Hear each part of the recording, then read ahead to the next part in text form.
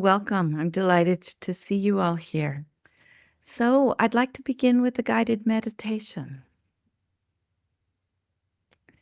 Find a way that you can arrange yourself in your own living space, a place where you can sit, where you're upright, in a, intentional posture, but still relaxed. There's no need to make yourself uncomfortable when you meditate.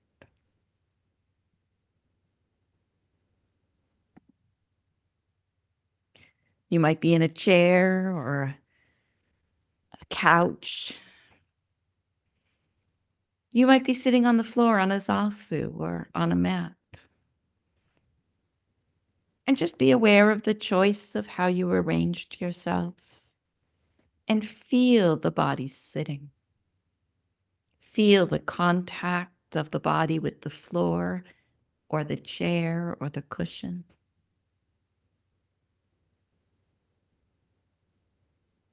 You might tip a little bit forward or back side to side, sensing the alignment of the spine and the sensory changes that happen in relation to gravity when you move just a little bit off balance and then another little bit off balance. And sometimes by moving intentionally a little bit too forward or a little bit too back, a little bit to one side or the other, we can find what balance is for the skeleton and settle in, sitting and breathing.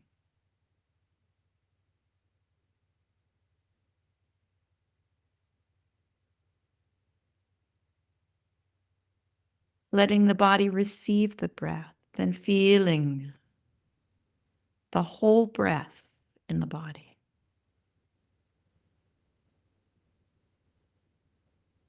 Staying connected with the experience of the breath from the beginning of the in-breath, just when the air enters the nostrils, through the whole course of the breath until all the air is expelled at the end of the exhale. No need to change the way you breathe. Just breathe normally, naturally. Some breaths will be short and some will be long. Some may be rough and some may be smooth. Some may be comfortable and some uncomfortable. Doesn't matter. See if you can connect with this present moment of breathing. You don't need to focus on the breath in any particular location for this simple settling meditation, where we just connect, sitting and breathing, feeling the body breathe.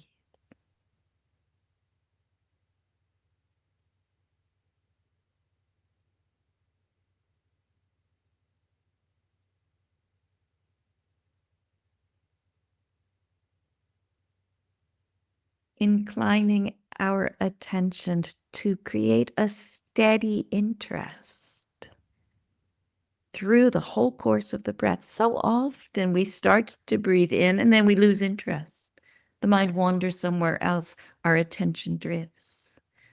See if you can stay steadily attentive to the body breathing through the whole course of the inhalation and the whole course of the exhalation.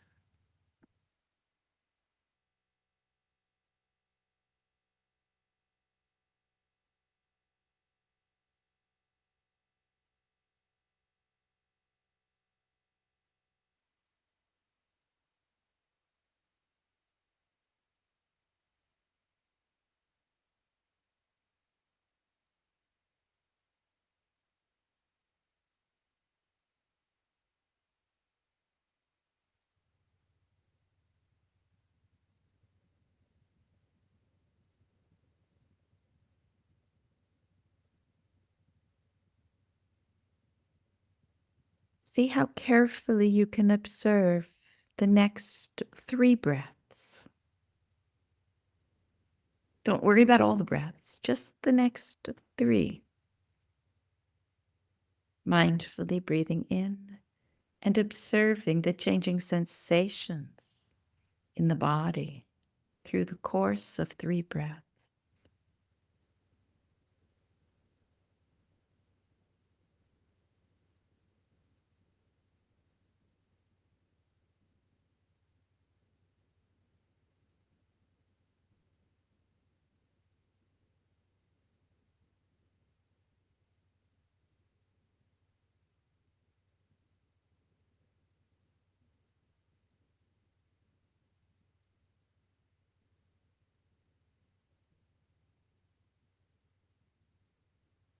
No need to force the breath or force the attention.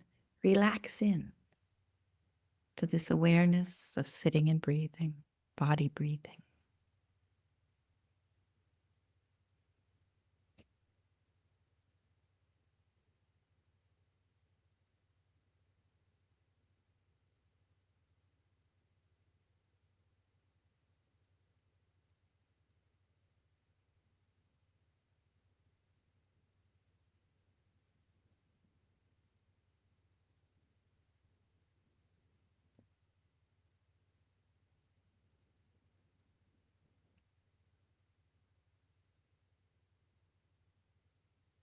And once you feel some sense of connection in the present moment, some sense of settling,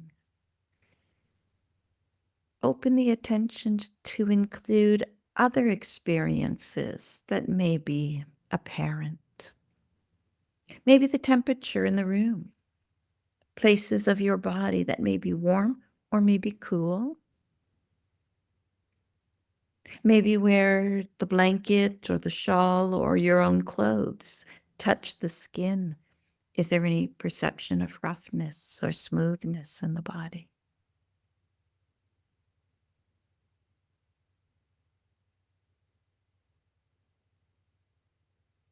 Where the buttocks touches the seat, is there any perception of heaviness or lightness, hardness or softness?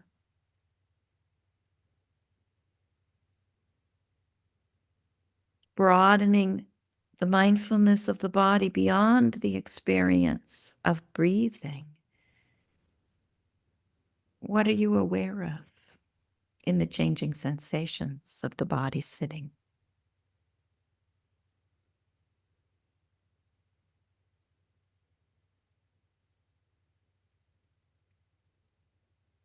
And as you observe those sensations, notice the state of your mind. Does that perception trigger equanimity or tranquility or interest and curiosity, mindfulness? Or perhaps it might trigger aversion or desire, agitation.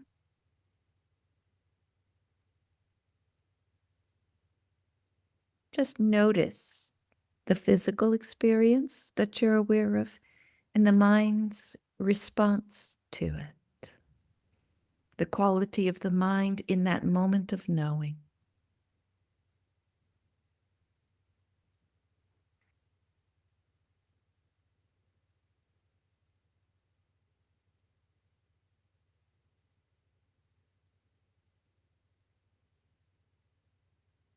And then direct your attention to the experience of hearing. Perhaps there are sounds, maybe distant sounds, maybe sounds quite near, sounds in your room or in your home, or sounds outside. Maybe there are sounds within your own body. Sometimes we hear a little gurgle.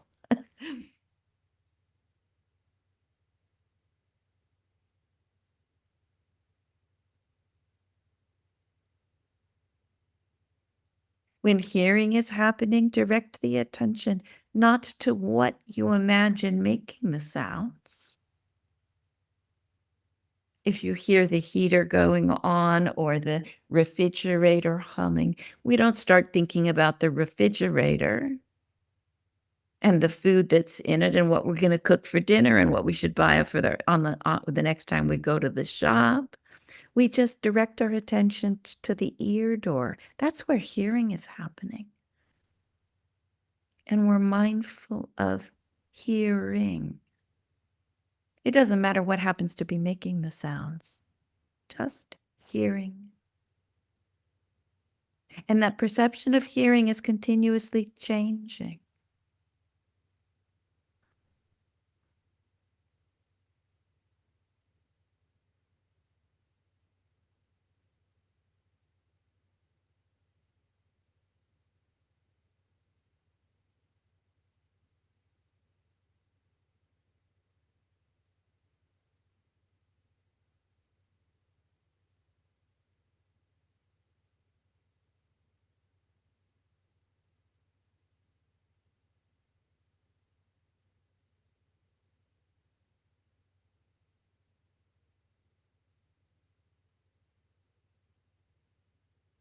Two of the 6 sense doors we've already worked with: perceiving the body and sensation, perceiving hearing.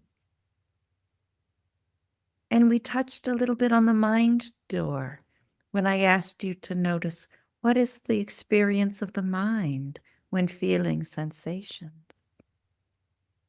Also, what is the activity of the mind when hearing sounds?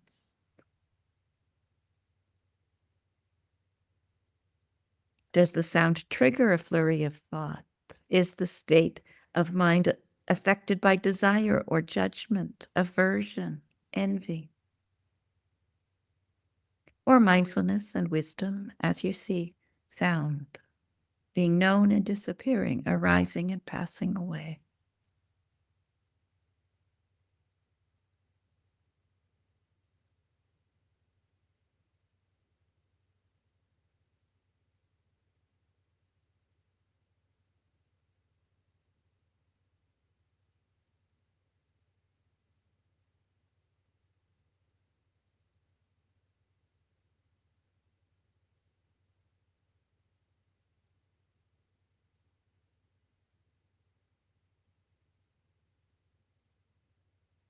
Although we give less attention to seeing, smelling, and tasting during formal meditation, it's important that we be mindful of these sensory experiences too, even with our eyes closed. We might still experience seeing light or color as whatever light is in the room filters through our eyelids. Or maybe we crack our eyes open just the tiniest bit to let the floor, some or something, below us that we just see just a little bit. And in that moment of seeing happening, we can see the condition of the mind. What happens in that moment of seeing?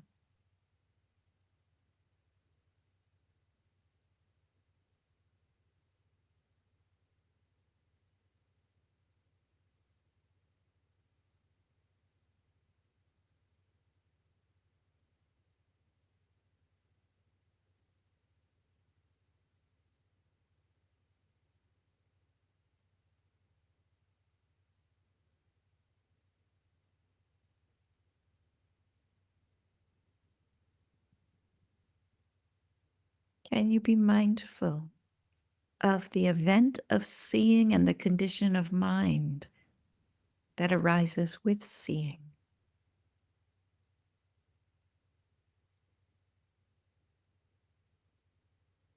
And to play a little bit with it, if you're having trouble with it, you can just crack your eyes open, or you can even just fully open them and see what happens in the mind when suddenly you see whatever's in front of you. Is there judgment, desire, aversion? Is there any emotional response? Is there interest, mindfulness, tranquility, focused attention, concentration, whatever it might be? What happens in the mind when seeing occurs?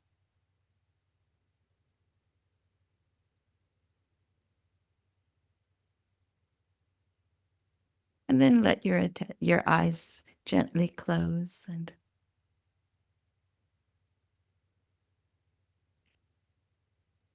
see where your attention is drawn.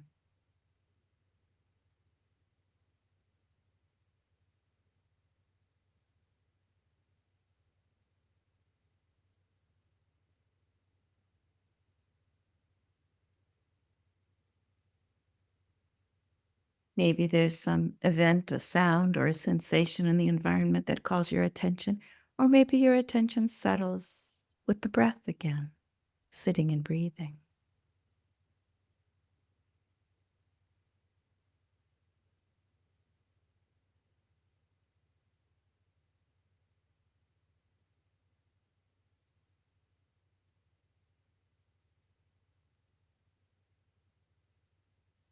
And then after a few moments of letting the attention rest a bit, focus the attention now on the nose door. And notice, in particular with the in-breath, notice if there's any odor.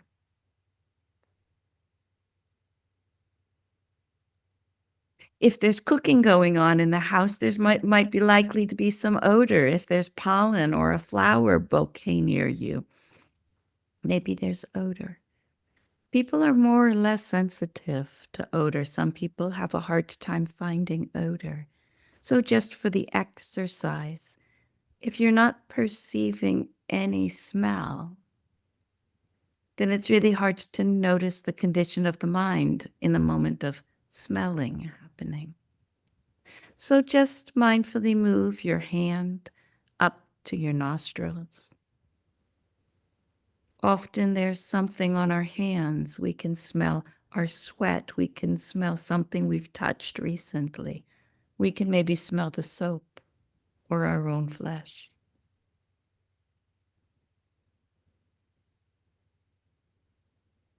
All material objects have smell.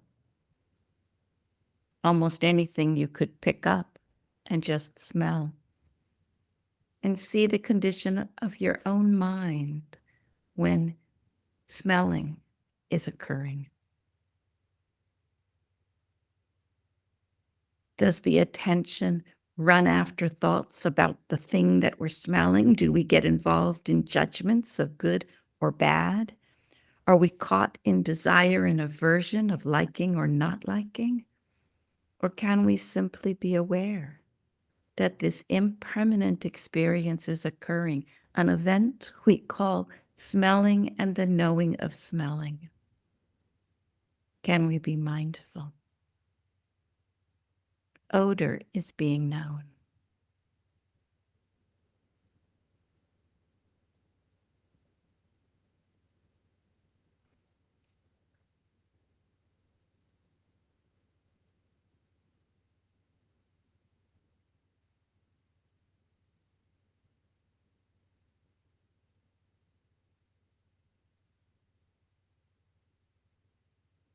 And then direct your attention to the tongue, the mouth, where flavor is known.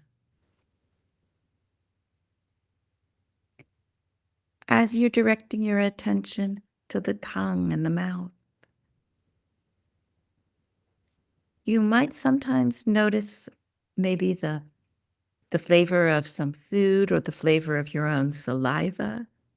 And sometimes you might be noticing more texture, the heart or the hardness, the condition of the teeth, or the roughness of a rough spot on your teeth.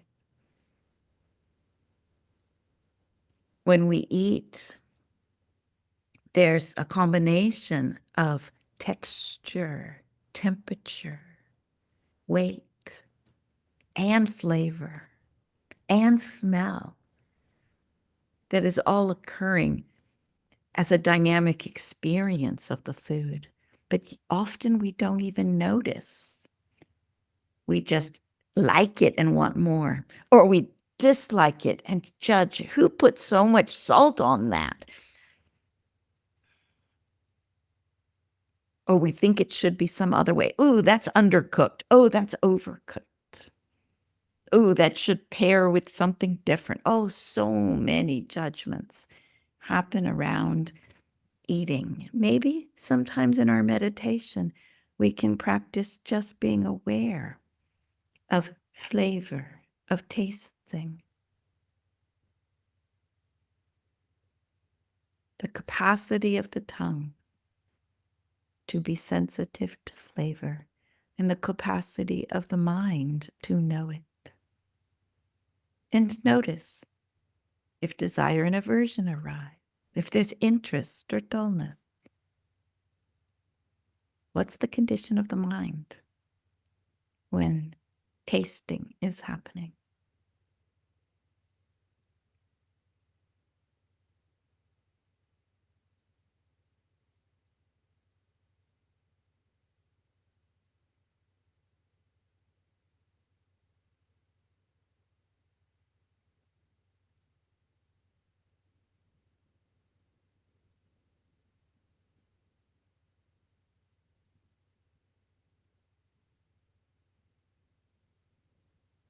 And after exploring the tongue specifically for a few minutes, let your attention just rest back, open up to the broader experience of sitting and breathing in the environment you're in right now.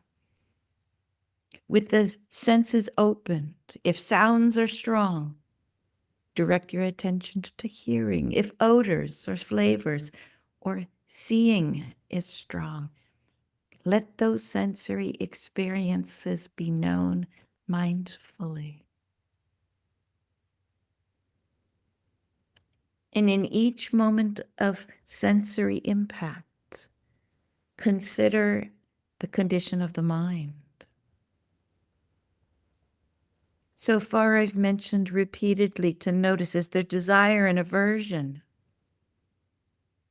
Is there mindfulness and tranquility and interest? Basically, is the mind going into a wholesome or unwholesome response? What's the reaction of mind? But what also happens in experiences of the senses is that the mind takes any sensory impact as a trigger for conceit, the conceit I am. I am knowing this. I am feeling this. This pleasant or unpleasant sensory experience is happening to me. This is advantageous. This is favorable. I like this. This is disadvantageous. I don't like this.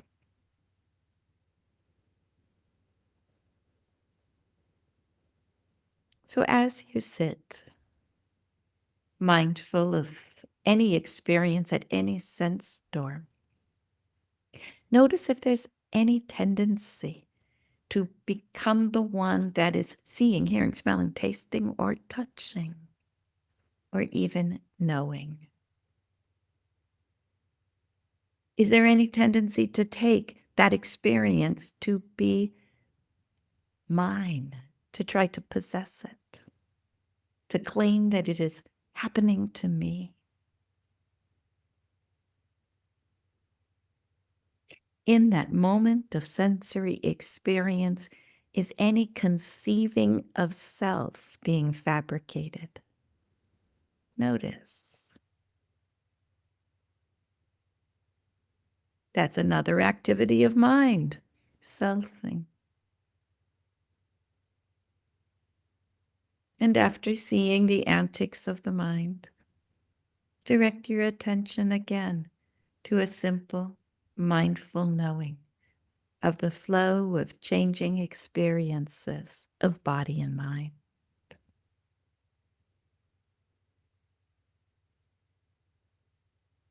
There are times when we may focus on a particular sense store or particular object like breath.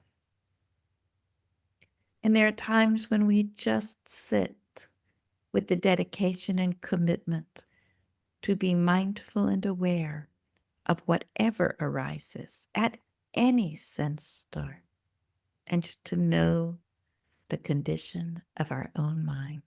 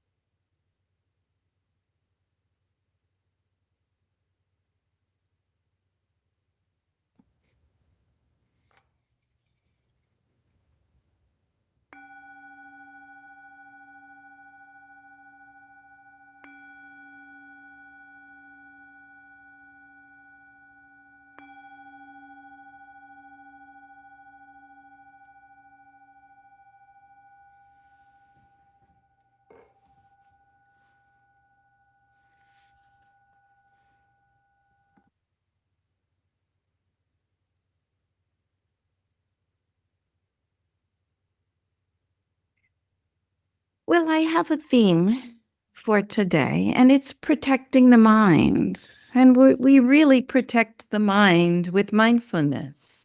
And we do this in each moment that the mind encounters experience. So the theme of the guided meditation hopefully prepared you well for this topic of the Dharma talk. I want to begin with a quote from the Middle Length Discourses, Sutta number 51, that says, "On seeing a form with the eye, one does not grasp at its signs and features, since if one left the eye faculty unguarded, evil, unwholesome states of covetousness and grief might invade one. One practices the way of its restraint. One guards the eye faculty. One undertakes the restraint of the eye faculty." And then, of course, the discourse repeats the very same teaching on hearing a sound with the ear, on smelling an odor with the nose, on tasting a flavor with the tongue, on touching a tangible with the body, and on cognizing a mind object with the mind. One does not grasp at its signs and features, since if one left those faculties unguarded, evil, unwholesome states of covetousness and grief might invade one. One practices the way of its restraint. One guards the mind, these faculties, and undertakes the restraint of the faculties. Possessing the noble restraint of the faculties, one experiences within oneself a bliss that is unsullied. So this is basically a teaching on guarding the sense faculties. But sometimes meditators hear the phrase guarding the sense faculties and thinks it means we should prevent sensory contact, that we should somehow close ourselves off from experience, kind of shut out hearing by putting on sound-canceling headsets or stuffing cotton in our ears. Shut out seeing by putting on blindfolds when we meditate, or stop the smelling or the tasting from happening. Sometimes people idealize a kind of sensory deprivation in meditation. But guarding the sense doors really does not mean closing ourselves off from conditions and contacts in life. In each line of the suttas, it begins, on seeing a form with the eye, on hearing a sound with the ear, on smelling an odor with the nose. In the very moment that we are conscious, on contact with sensory experience, that's the moment when we can protect the mind with mindfulness. When we meet experience with mindfulness, we won't be lost in our interpretations and our reactions, our preferences, our stories, and our assumptions about the experience.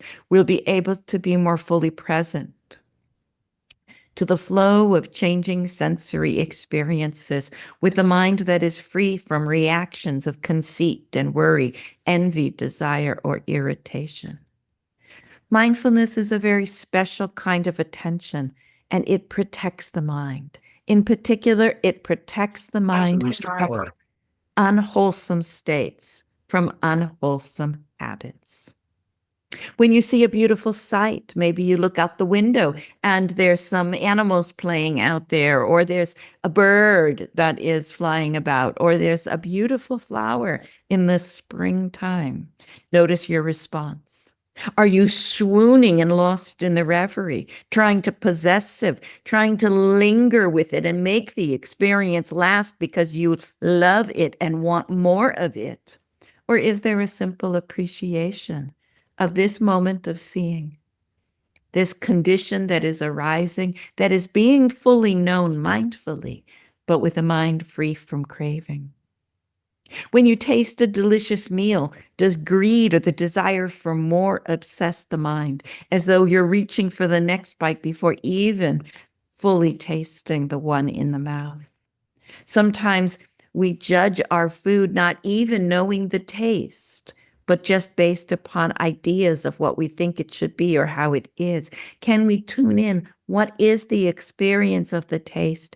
And what is the condition of the mind that is arising in a moment of tasting? What about sound? Do we react with annoyance or anger if we hear something disagreeable? Maybe some disagreeable words. Somebody says something that we don't like. Or maybe we're meditating and somebody's flushing toilets, or there's sirens going on outside, or there's footsteps in the neighborhood, or dogs barking, or the sound of repair work happening nearby. You know, when I teach meditation retreats, it's common for yogis in a silent retreat to be annoyed by various sounds. In fact, almost any sound is considered disagreeable to meditators. I've even had people complain about the frogs that were ribbiting, roking in the pond, or birds that were twittering and singing too loudly. Well, we have to notice what the mind is doing. Mindfulness does not require that all the birds stop singing and the frogs stop croaking. It actually doesn't require that the world be anything other than it is. We have to look at what is happening in the moment of hearing in our own minds. Mindfulness will not develop if we are avoiding sensory contact. So we have to train ourselves to meet our sensory experience with a non-reactive, with the skillful, clear quality of attention. Mindfulness is balanced, it's receptive, it's a wholesome state of attention that is free from greed and free from hatred. And it maintains this condition of clarity, the freedom from greed and hate, all the while it's knowing the sensations in the body, the feelings, the conditions of the mind, the breath, whatever sensory experience or condition of body and mind is being perceived, the knowing of it when we're mindful will be free from greed and free from hate.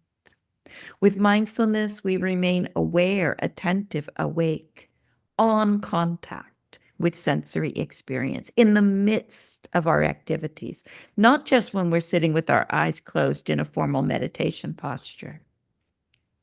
In every moment of contact, we guard the mind, we protect the mind with mindfulness. In the Anguttara Nikaya Book of the Eights, there's a lovely teaching where someone is praising Venerable Nanda for the way that he undertakes the diligence of his practice. And it said, this is how Nanda guards his sense doors if Nanda has to look to the east or to the west, south, or north. He does so only after having considered everything well in his mind, while looking to the east. And then, of course, it repeats it for west, south, and north. I will not let covetousness and grief or other evil, unwholesome states enter my mind. This seems to me to be a very simple instruction, but it's something we often forget. We forget to repeatedly refresh our intention throughout the day to not allow unwholesome states to arise in response to any sensory input.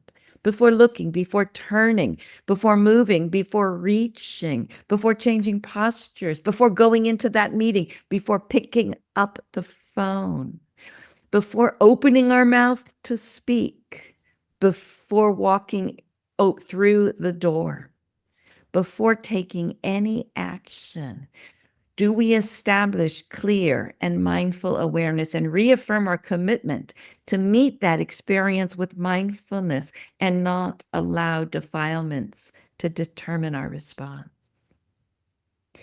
We cultivate mindfulness when we're sitting in meditation, for sure.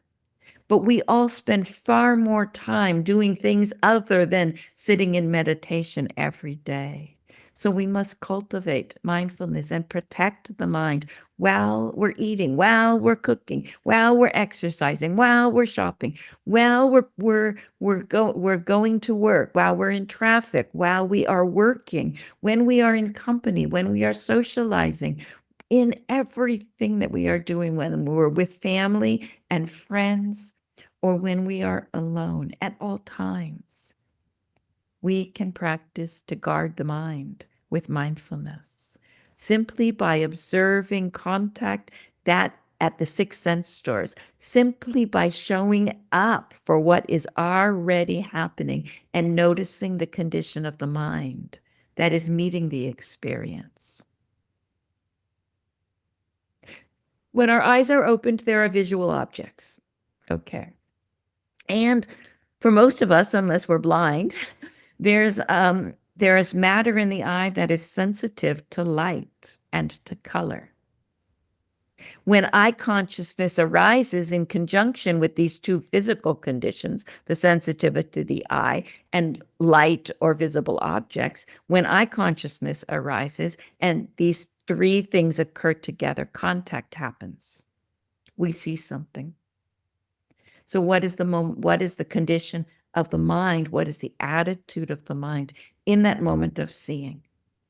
We don't need to stop the light from arising. We don't need to prevent our minds from being our eyes from being sensitive to sight. And we certainly don't need to have to inhibit seeing consciousness, eye consciousness. We don't need to change the scenery into something more spiritually inspiring in order to be willing to open our eyes and meditate with sound. We simply meet the experience of seeing, that moment of perception, with mindfulness. And see if there is any aversion or desire or mental reactivity. Can we let the reactivity go and continue simply seeing? If there's reactivity there and we were to act on it or speak on it, we would be strengthening the power of the defilements, and their effect on our lives would expand.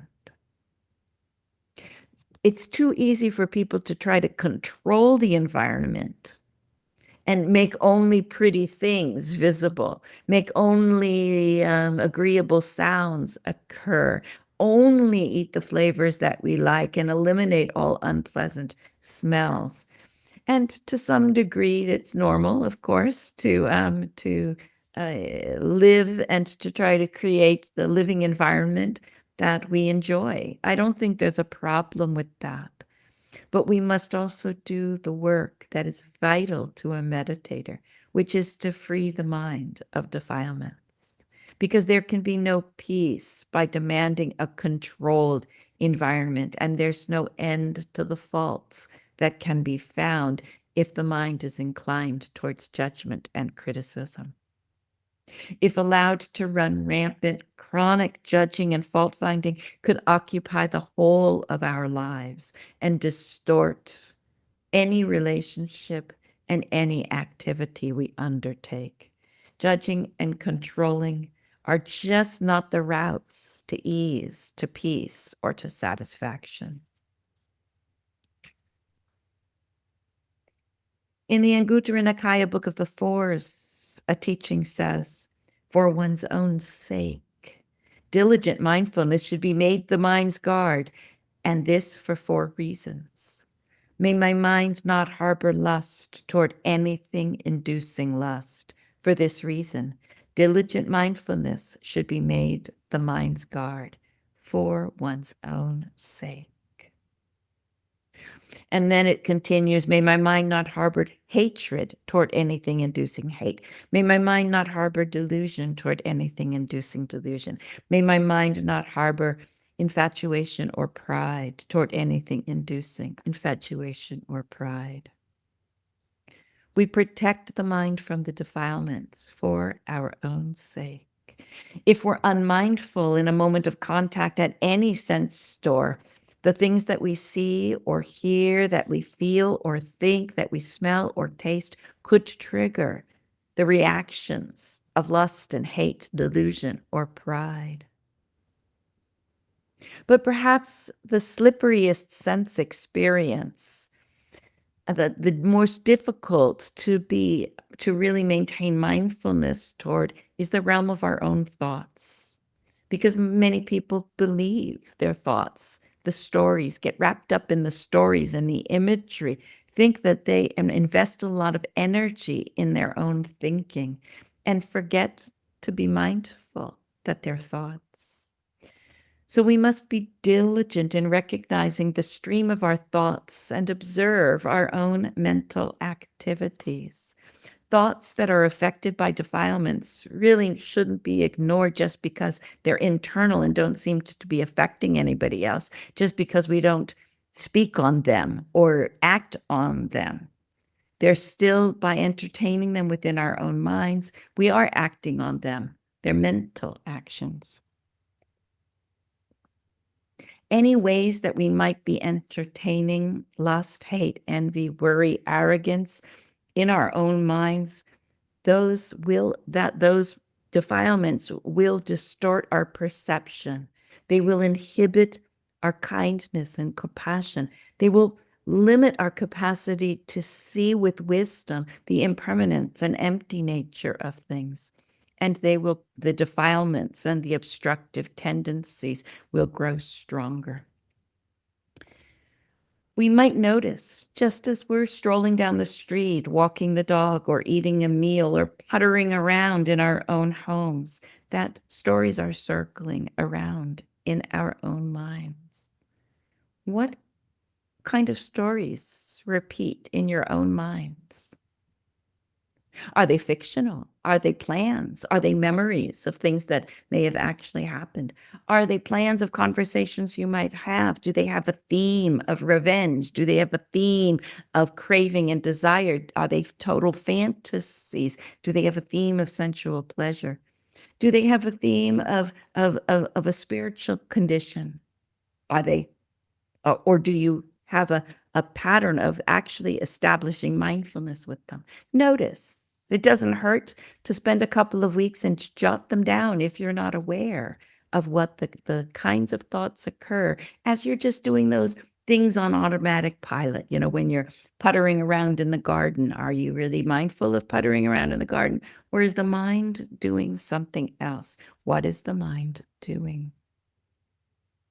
If there's rambling judgments about what we're doing or even how mindful we are, if we're planning how to get something we want or engaging in imagining ourselves becoming someone, this could enhance conceit and envy, expectation and anxiety, arrogance, or just strengthen our views and opinions. Even if we're fairly comfortable, warm, well-fed, if we leave our mind unguarded, then the mental defilements could produce tremendous suffering, even if we're in a physically, socially, and economic condition of comfort.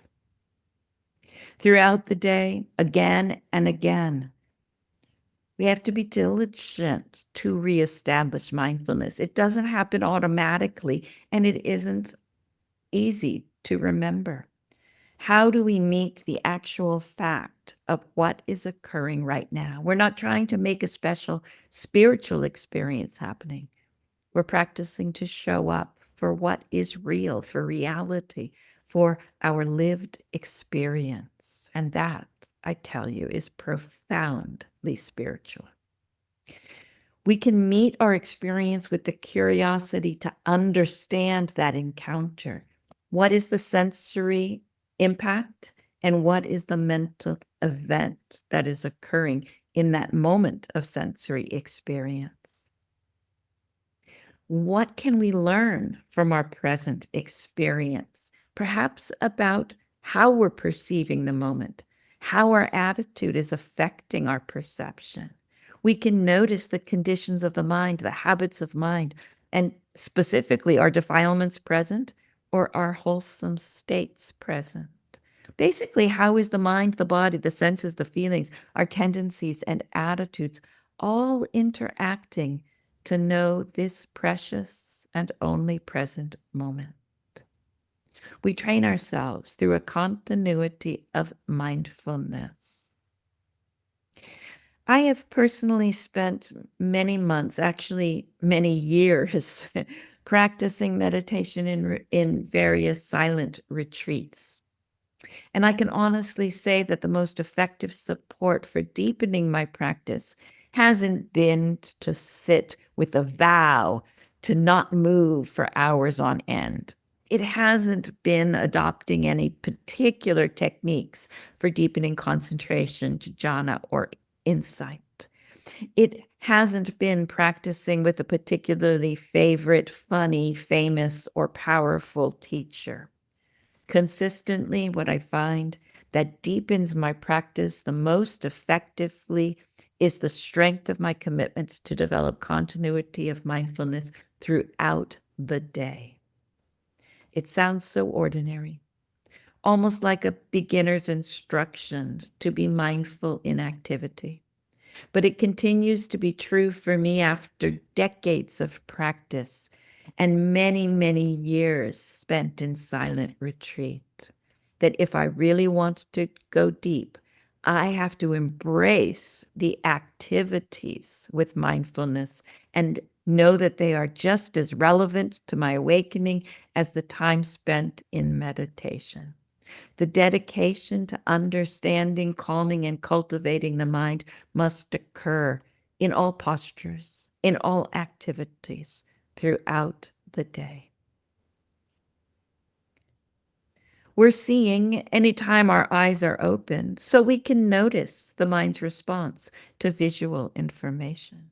We're tasting whenever we're eating, so in the mealtime, we can work with taste. Are defilements fed by the way we're perceiving that contact with experience? Or is just seeing, just tasting, happening and being known as impermanent events? Or is that becoming a trigger for personal reactivity? Is it reinforcing views and opinions, a concept of self? Is it strengthening attachments and a wide range of potential defilements? Our senses are naturally open. They're naturally receptive, awaiting stimulation. Mindfulness is also receptive, willing to meet whatever arises. So we don't need to resist our capacity to perceive, to feel, to experience anything in life. There's no point to scoff at the baseness of sensory information and impacts and long just only for those deep states of meditative absorption, of jhana, where there is no sensory impact. I think it's more important. And in fact, if you want to attain jhana, it's essential to use every moment of your sixth sense experience to develop mindfulness, stability of mind, and wisdom.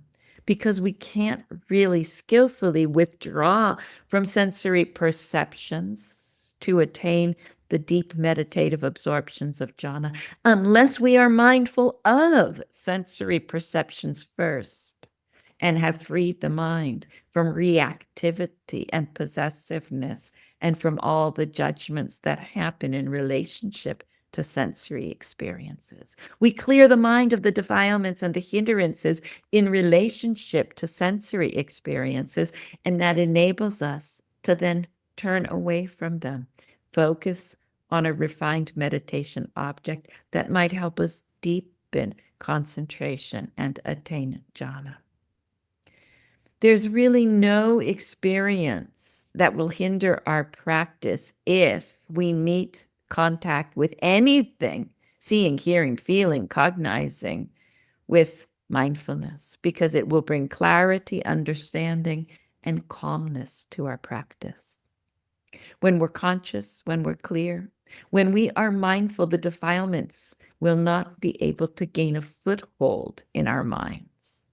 So we will not allow the defilements to kind of get their way in our lives.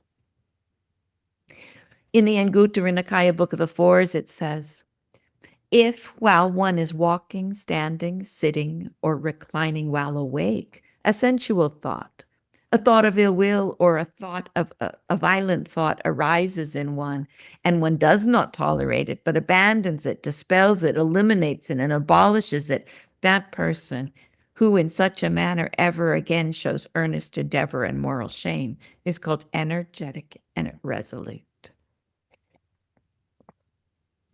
The practitioner in this discourse is experiencing thoughts affected by defilements. This person is not a saint. While walking, standing, sitting, and reclining, sensual thoughts, thoughts of ill will, and violent thoughts arise. Okay, that's a good thing to notice if it's happening. If it's happening, we've got to notice it. And this person is called somebody who is resolute, energetic, a great practitioner because they deal with the conditions as they arise. And that's all that we can ask of ourselves. We can't expect ourselves to be perfect or to be beyond all the defilements. That is not what the Dharma path asks of us. It asks us to meet our experience as it's happening, to be honest about the conditions of mind that arise in any moment throughout the day. It doesn't ask us to be perfect and spiritual and never have a defilement arise. In the Samyutta Nikaya, book of section 35, sutta number 97, it says, and how, bhikkhus, does one dwell negligently if one dwells without restraint over the eye faculty? The mind is soiled among forms cognizable by the eye. If the mind is soiled, there is no gladness. When there is no gladness, there is no rapture. When there is no rapture, there is no tranquility. When there is no tranquility, one dwells in suffering. The mind of one who suffers does not become concentrated. When the mind is not concentrated, phenomena do not become manifest. When the mind, because phenomena do not become manifest, one is reckoned as one who dwells negligently. And then it repeats the same thing for the ear faculty, the nose faculty, the tongue faculty, the body faculty, and the mind faculty. And then it says the same thing in the reverse, that for one who dwells diligently, then with the restraint of the sense faculties, with diligent practice, that becomes the support for gladness, which leads to rapture, tranquility, concentration, and insight. This brings us to another aspect of the teaching of sensory restraint, which I think is really important to recognize and appreciate. And that's that sensory restraint is the condition that supports happiness.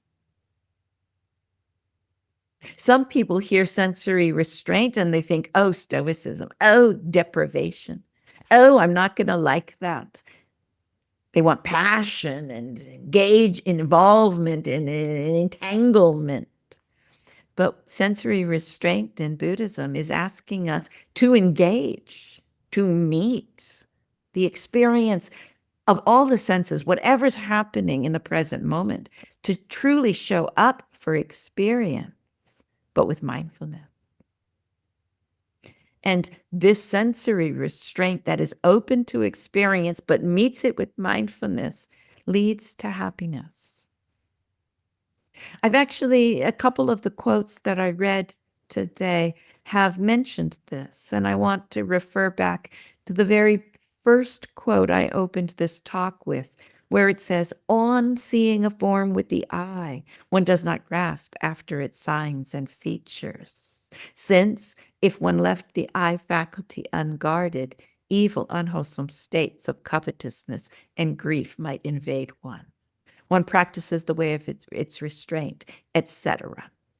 And then, of course, for all the sense stores. But the last line was, possessing this noble restraint of the faculties, one experiences within oneself a bliss that is unsullied. So repeatedly we hear that the practice of sensory restraint is not about pushing things away, and it's not a practice of deprivation. It's a practice that cleans the mind, that removes the habits of defilement and hindrances and obstruction. And that opens the doorway to experience gladness and rapture, tranquility, concentration, and insight.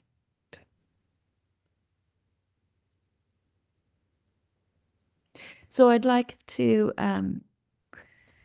end here. I had 2 more suttas, but I don't have time for those. I think the point was made, and you have enough to contemplate and maybe ask me some questions. Before we open for questions and answers, I'd just like to make a couple of announcements, and then we'll have some time for Q&A together and some discussion if this brings up some thoughts that you'd like to discuss. I would like to mention both my events and some practice of dana. If you're interested in practicing with me or attending any online courses, you can go to my website at shailacatherine.com and or bodhicourses.org. And it looks like the links are in the website, are in the chat box. I also have an online course coming up soon, so registration is open for it. The time zones are certainly appropriate for the North America and for the UK and for Europe. We meet in the morning in California, where I am, and so the time zone works really well for that region. Not so well for New Zealand, and not so well for Asia, but Europe is it works great for. And the theme is going to be jhana states. So it's not for beginning meditators. One should have already an established mindfulness practice, but it's an advanced course on deepening concentration. And anyone who's done some mindfulness retreats already would be very welcome to join. And then later in the year, I'll be teaching an online course that also has time zones suitable for those regions, including Europe. And that's on sutta study, where we use the similes and the stories that we find in the suttas to do a sutta study course. So that's called Timeless Wisdom. So those are my online courses that are suitable for the. I scanned through, and it looked like most people were coming from North America or Europe or the United Kingdom. So it would be lovely to see you again.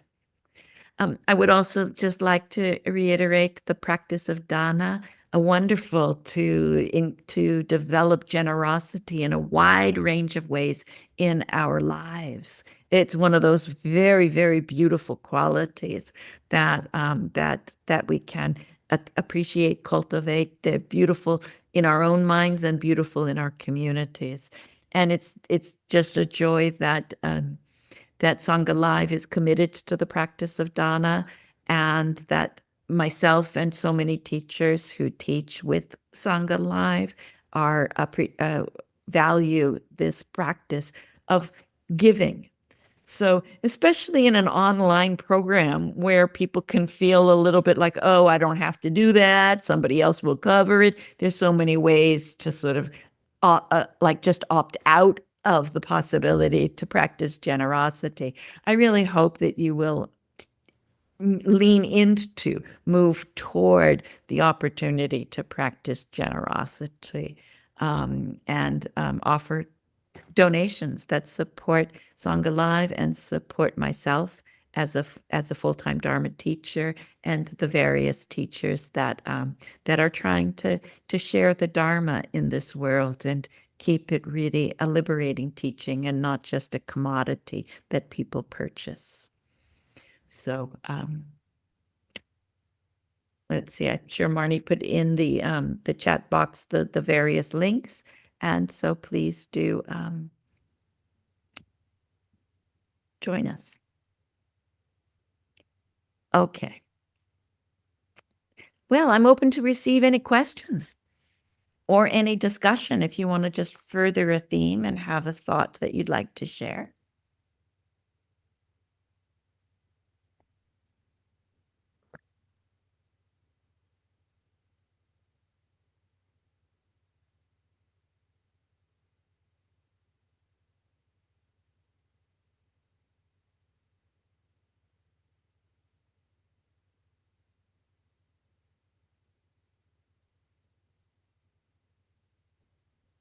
I do see there was one comment in the chat. I'll start with this one and then we can continue with what comes. The question was the constant awareness of our thoughts and sensations in order to do no harm and become more wholesome is exhausting. When can we rest and just accept ourselves? I don't think it needs to be exhausting. Actually, I do find that the hindrances, they're exhausting. The defilements, oh, they are exhausting. When the mind is reaching for this and wanting more of that and identifying with this and trying to cling it and possessive, trying to become someone lost in fantasy or averse to that, judging it and pushing it away or having opinions about it. Man, that is exhausting. So I do find that the defilements themselves are what's exhausting. So when we meet the experience that's happening, we don't have to do it with a lot of self-judgment. Oh, now I have to meet the experience because I'm a spiritual meditator and I want to free the mind and it's a good thing. I would be bad if I wasn't. We don't have to add the judgment. We can actually, the experience of mindfulness can be very restful. We don't add any extra judgment to it. I experience the mindfulness as more like an open interest. And that when I get lost in the defilements, it's like I've disconnected from what's real and got lost in a story or a pattern or a habit. And it doesn't take very much to just open and be curious. Ooh, what's really happening now? What is the condition? Where is the mind? What's happening? What sense store and what's the condition of the mind that's responding with it? So I would say if it feels like it's a lot of work, then there's probably some kind of expectation of doing it right and perfection or self-judgment going on, and see if you can loosen that component of it. Because I'm convinced that a continuity of mindfulness brings energy and vitality in life, and it clarifies the mind to free up our energy. It doesn't actually diminish our energy. So there's something that might be diminishing the energy there, but I don't think it's the mindfulness. You'd have to look with interest to see, well, what it was. But certainly we shouldn't. I'm not saying that we have to like walk around the world with our hands in a meditative mudra and that we're doing only slow walking because we're trying to be mindful. This is just a moment when each moment that we're aware, we're just enhancing the moments of awareness. We're interested in the moments of awareness and the condition of the mind that is perceiving it. Kind of like an attitude more than doing something different. We're interested. And personally, I find it fascinating. If I see something and immediately the mind, or I hear or smell or taste, and the mind goes into a defilement, like, ooh, I hate that. Wow, that's really interesting. Or, ooh, I want that. Or, wow, that's when there's a real heightened interest, because I don't want to just indulge the defilements. It's not because somebody said I shouldn't. It's because I know they're toxic. They are counter to the aspirations of my life. So I want to see the obstruction and that's interesting to the mind. Ooh, what happened there?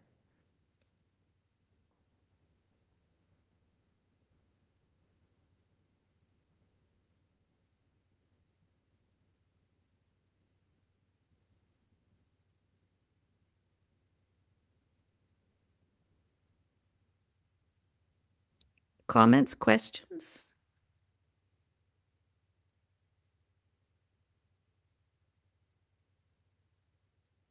I noticed another, I guess it's a request to speak more about something from Lawrence in the chat. Do you want to read it? Sure. Can you speak more about thoughts, such as angry thoughts, that seem to arise out of response to what is thought of as unkind treatment, not direct sense contact in the moment, and then becomes receptive, papancha, and causes self-shame among other unpleasant self-judgment? Yeah.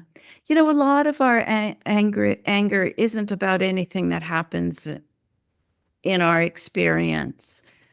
Same with the desire. Often it doesn't have anything to do with the environment we're in, with the things we're seeing, hearing, smelling, tasting, or touching.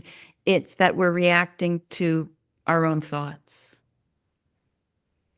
So that to me is so exciting because as soon as we see that it's something that is the condition of our own thoughts, it means that mindfulness and working with our own minds can really change, can really have an effect. We're not forced to think things. Thoughts occur due to patterns of mind. So certainly we all have our tendencies, and it doesn't feel like we necessarily are choosing it, but we can affect the way that our minds work and the thoughts that we think. And first thing we have to do is we have to notice what we're getting out of those thoughts. You know, there's something that is happening with our thoughts that is triggering something that we're reinforcing. So we investigate our thoughts and we develop flexibility with thoughts. We start to notice other things. Like if you do notice that you're angry and you're reacting to the thoughts, um, sometimes it is very helpful actually to bring in the sensory experiences. Because sometimes we're in a beautiful garden with a spring flowers in bloom. The trees are all in bloom, and we're thinking about something else. So can we develop a sense that we can shift our perception just to know that we're not locked in the thoughts? It's not to completely avoid those thoughts. We're going to have to see them and understand them, but we can do so when we can ground the attention in something else. So we realize they're just thoughts that are arising, impermanent mental events. They're not reality. Because we can, in the next moment, just look at something else or hear something else or ground the attention in the body and feel the body sitting and breathing. If we can move our attention to something else, even momentarily, the lesson that we learn is we are not caught. We don't learn I'm not suggesting that the lesson is we should avoid those thoughts. I'm saying that when we can move our attention to something else, we are not caught in those thoughts. So then we can come back and see oh, look at that thought. That was a very angry thought. And it arose because of a previous thought, and then maybe some judgment or some desire, and we weren't getting what we want. Oh, that thought was affected by conceit, who I think I am. And we can explore a little bit to understand more the conditions of the mind and the conditions of thought. Some thoughts we think are true, but if we look at our thoughts, we might realize that some of the thoughts we're reacting to actually only make sense in the pattern of our own mind. They aren't necessarily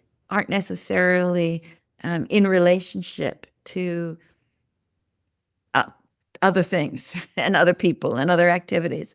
So we have to just look. really look and be interested in unpacking the mental conditions. Now, there is a discourse in the middling discourses that talk, there's two of them that talk a lot about working with thoughts, distracted thoughts, unwholesome thoughts, patterns of thought, and how to free the mind from the various patterns that we keep finding ourselves sucked into again and again. And in the middling discourses, it's sutta number 19 and 20. And I love these suttas so much that I wrote a book called Beyond Distraction. I guess it was published a little over a year ago, a year and a half ago, maybe 2 years ago, called Beyond Distraction. And it basically gives a strategy of 5 steps, 5 skills to develop right from the suttas, right from what the Buddha taught on how to free the mind from proliferations of thought. So if you want to work with thoughts, I would strongly recommend that you take a look at that book. I think it's accessible and it's useful both in meditation and well beyond meditation for everything in our lives. Probably next year I'll offer an online course on the subject. And Wisdom Publications, I also put together a course through Wisdom Publications on Beyond Distraction, so you can read the book and take a course where there's videos of different lectures, chapter by chapter. And sometimes it kind of helps to have a visual and a feeling of a course going on as you're reading a book, especially when thoughts are, I don't know, it's easy to slide back into the habit. So the trick with mindfulness and unpacking thoughts is sustaining the interest and the confidence that we can go beyond those. We can go beyond the defilements.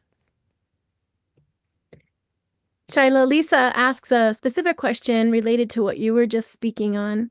How do you actually do it? There was a noisy party until the early hours in my street last night, and I knew that I was reacting with deep aversion, but I could not get over this irritation so that I could sleep. Even though I could see that I was responding in this way, I did not know how to respond differently. Yeah. You know, it's especially challenging when we're tired. There's no doubt that when we're really tired, it's just harder to stay balanced, and it's much more likely that we will react with desire and aversion. So when we're tired or when we're sick or when we're stressed, those are times when you're going to be more vulnerable to desire and aversion or any of the defilements. So they're especially good conditions to look for defilements if you feel like, oh, I'm not experiencing those. My practice and my life is going along so smoothly. Well, just take those opportunities when you haven't slept in 24 hours, or you are hungry, or you're, in some way you're stressed. So sometimes the only thing you can do is just be interested. Wow, okay, so there's aversion here. I really don't like this. And just watch what the mind is doing. You may not be able to dispel the aversion, but you could probably learn about the aversion. You could probably be aware of the effect that it's having in your mind. You could probably be aware of how the aversion affects the type of thoughts that arise, and how the type of thoughts that arise of either weaken or strengthen the angry response. You can notice if the thoughts build up from not liking a condition to full-blown hatred. You can notice if there's an acceleration of them, an amplification of that. Sometimes we just don't, there's a little bit of aversion, and sometimes there's full-blown rage. Well, what feeds the condition? That it amplifies instead of just remains not liking this, not liking this, not liking this. How does it build? So you have to see in your own mind the ways that that you might subtly be feeding it for it to grow. And it's always in a relationship, thought and mental state. There's some judgment there. And then you can also experiment with ways that you weaken it a little bit.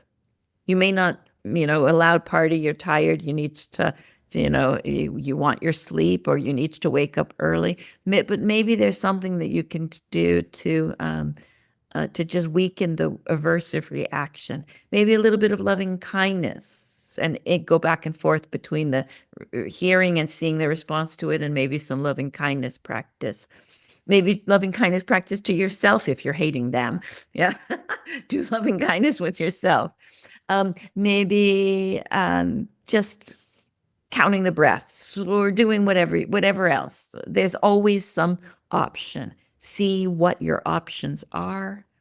Maybe there's something else to notice other than just the sound and your reaction to it. There's always other things to perceive. And if you can move your attention, if there's aversion to something and you're drawn to it, just fine. You notice that you're drawn to it, but you don't necessarily have to only be sucked into that.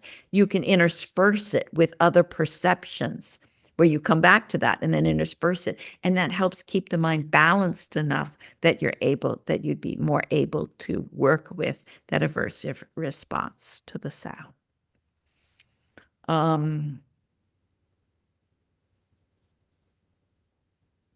The other thing that's always interesting to see is the degree to which self plays a role in the thoughts.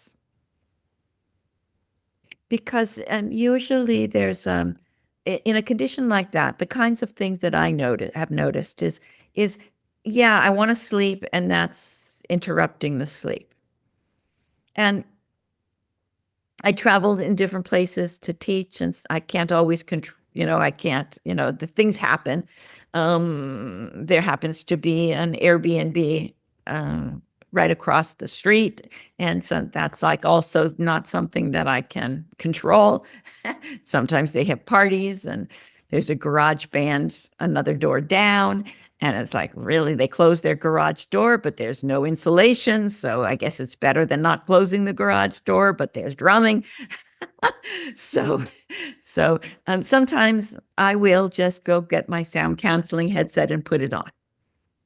Okay, I will do that. Sometimes that's just what I choose to do.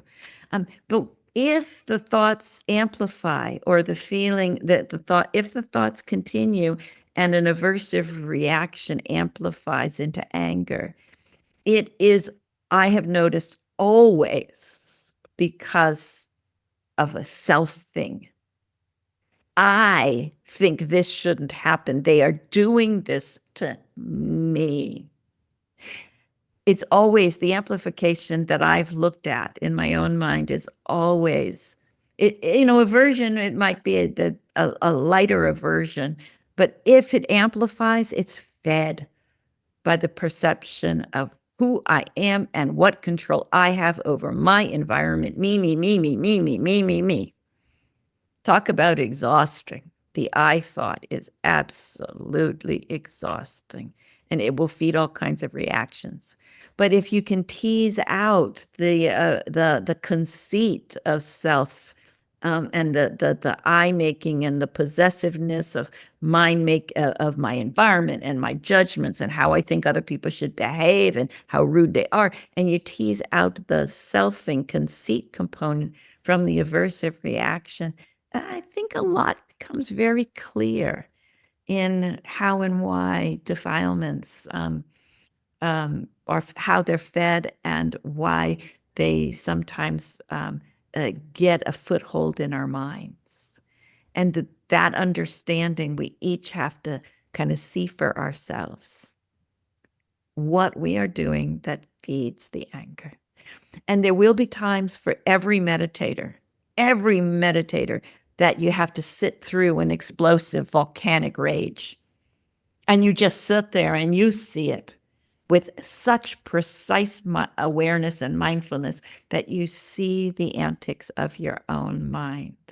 That is an essential thing that, unless you were born into this world without anger. But I think most of us have got the whole suite of defilements, and just have to look at them and understand them and see how we feed them and how we weaken them and how we work with them and how we live with them. But don't let them control our choices, not our choices and actions of mind, how we use our mind, and not how we speak, and not how we choose to act. So, being more mindful, we can broaden the range of our choices.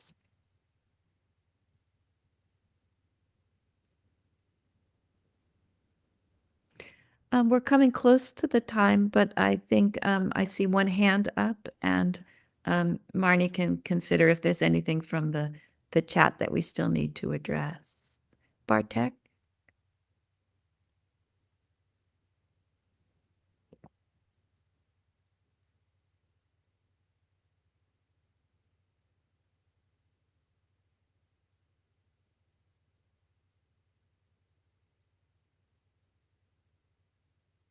Bartek, can you unmute and speak? Yes. Okay. Sorry. I had a little trouble. Hi, nice to meet you, Shaila. Hi. I was going to ask about some advice how to be mindful of strong emotions. And would you say it's similar as with the thoughts, or do you have any advice how to be mindful of the strong emotions and how to help to, process them maybe quicker by Yeah. mindfulness? Sometimes it is just working with the thoughts and the emotions back and forth, but can I ask what category of emotions? Because I would treat grief a little Sure. differently than I would treat anger or lust or envy. There'd be slight differences. Like in relationship, let's say, and if these emotions after we broke up, this kind of emotions coming up, and they're quite overwhelming as well. So it's hard to stay mindful sometimes, and It is hard. It is hard to stay mindful. So, but just because it's hard doesn't mean it isn't worthwhile. That's true. Returning, and it's not a matter of staying mindful.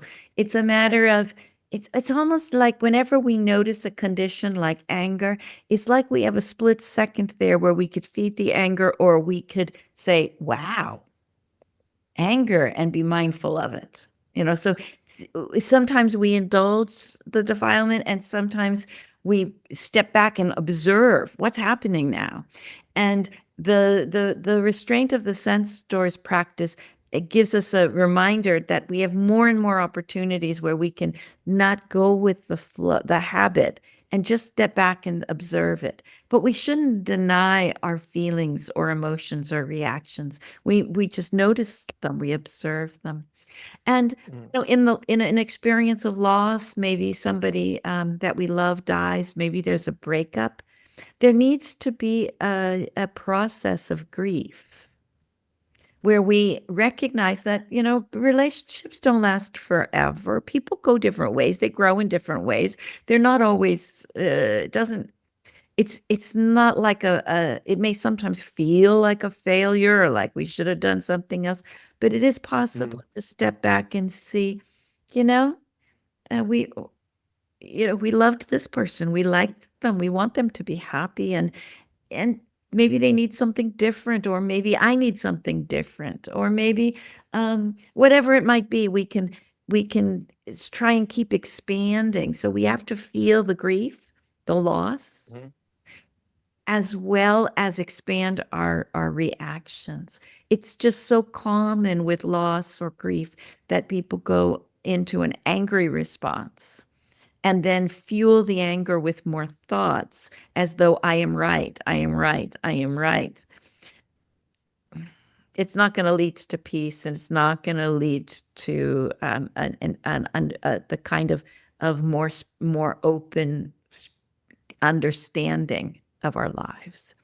So it's never going to be perfect, but usually anger is fed by thoughts. But sadness can be felt.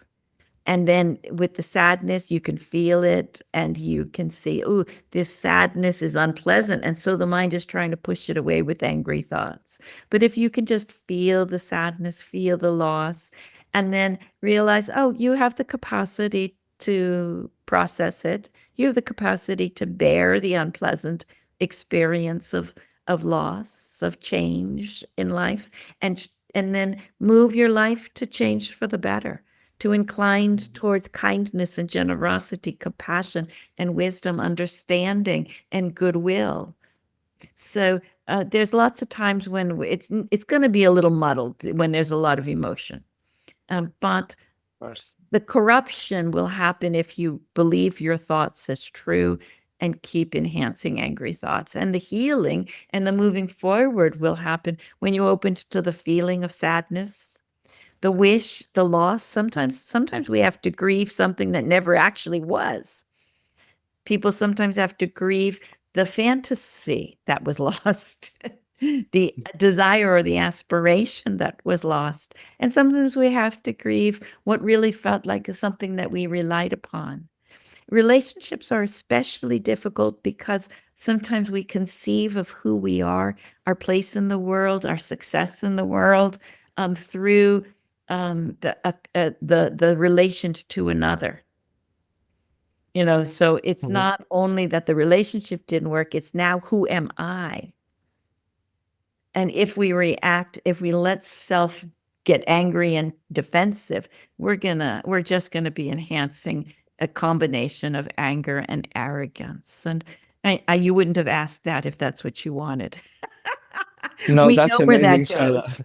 We can see anger and arrogance enough in the world, and we know it does not lead to letting go, release, and awakening and happiness. And what were those? That was gladness, rapture, tranquility, concentration, insight. Yes, please. Yes, exactly. Yes, please. So, but to get there, you have to feel whatever it is you feel.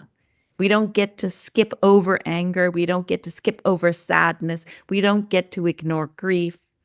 We still have to feel and learn from it. That's amazing. Thank you very much for your advice. Thank you, Shaila. Thank you. Thank you. Yeah, Shaila, thank you for staying a little extra and to the whole Sangha. It's been so valuable. We really appreciate you. Thank you.